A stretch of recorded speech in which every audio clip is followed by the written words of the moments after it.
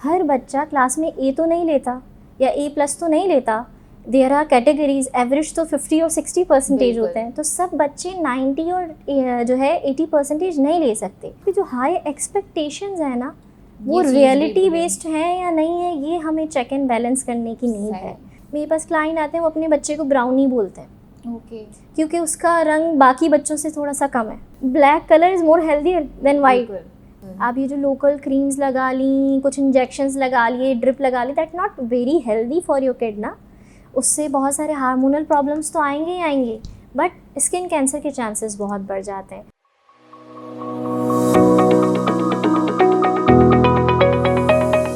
जैसे कि अक्सर पेरेंट्स क्या करते हैं कि अगर बड़े भाई का ग्रेड्स अच्छे आ गए अकेडमिकली, या वो किसी दूसरी एक्टिविटीज़ में, आउटडोर एक्टिविटीज़ में बहुत अच्छा है, तो वो लोग इस तरीके से देखते हैं कि मतलब आपका छोटा बेटा इस तरीके से नहीं कर रहा है तो तुम तो नहीं कर पाओगे, तुम नहीं कर सकते।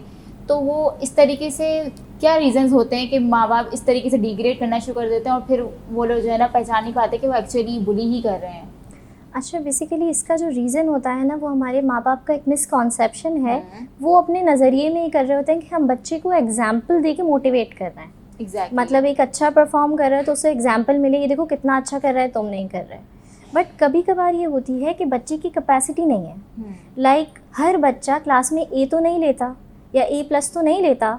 देयर आर कैटेगरीज, एवरेज तो 50 और 60% होते हैं, तो सब बच्चे 90 और जो है 80% नहीं ले सकते। बट माँ बाप समझते हैं कि एक कंपैरिजन दे दिया जाएगा तो ये बेटर हो जाएगा। अब वहाँ पे कंपैरिजन, सिर्फ सोशल कंपैरिजन या दो सिबलिंग्स का, इवन कजन्स का भी बहुत कॉमन है। फलां ताया का बेटा अच्छा लेता है, आप नहीं लेते। उसने देखो उसका फलां यूनिवर्सिटी में एडमिशन हो गया, you are unable to cope with your A-levels even. कि बच्चा हर साल जो है वो कहीं ना कहीं रिपीट करा जा रहा है। अब यहाँ पे एक मेजर रीज़न ये भी हो सकता है कि बच्चे को हो सकता है लर्निंग डिफ़िकल्टीज़ हो, या वो किसी और स्ट्रगल से गुजर रहा हो, इस वजह से ग्रेड्स अच्छे नहीं आ रहे। या मे बी पॉसिबल है कि वो पढ़ाई में जो आपकी एक्सपेक्टेशंस हैं वो उसकी ना हो। जैसे एक छोटी सी एग्जांपल दूंगी। मेरी एक पास एक बच्चा जो है वो काउंसलिंग के लिए आता था।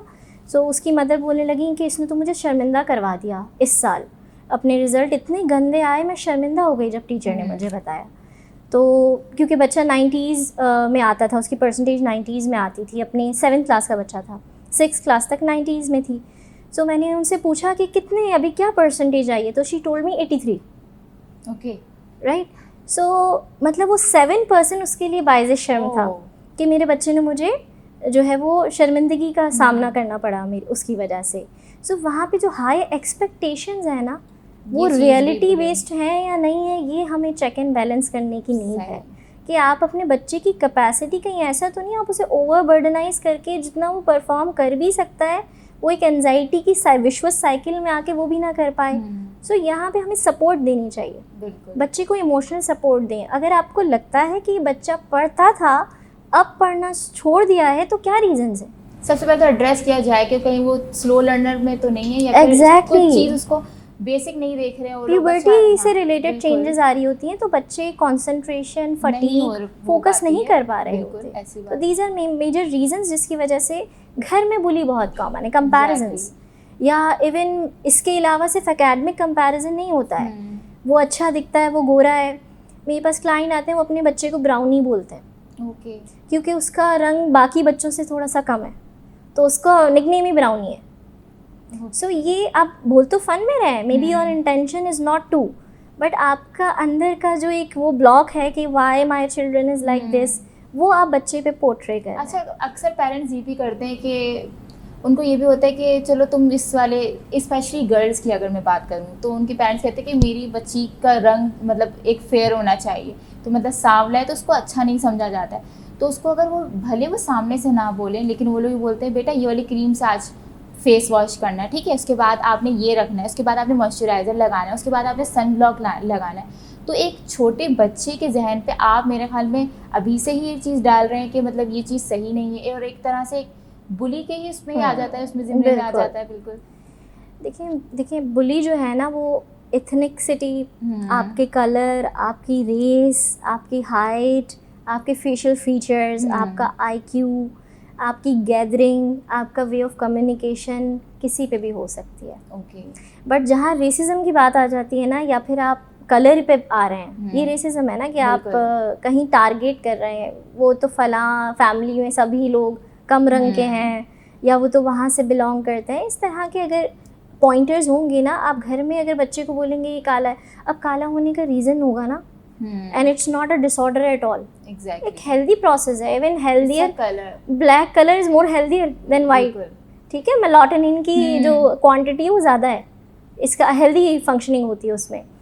तो वहाँ पे व्यू क्या है कि काला हुआ तो शादी नहीं होगी, बच्ची काली रह गई तो लोग जो हैं वो पसंद नहीं करेंगे, या मैं तो इतनी गोरी थी अपनी उम्र में, मेरी बच्ची होगी तो सब मुझे क्या बोलेंगे, मैं ख्याल नहीं रखती। बिल्कुल, आप सेल्फ टारगेटेड फील करते हैं ना, तो यू आर एक्चुअली, आप बच्चे को, और वो बच्चे के हाथ में नहीं है। आप प्रोडक्ट्स जो आते हैं मार्केट में, इट्स वेरी वेरी मतलब नोन एंड रिसर्च थिंग कि वो प्रोडक्ट जो है कैंसेरियस होते हैं।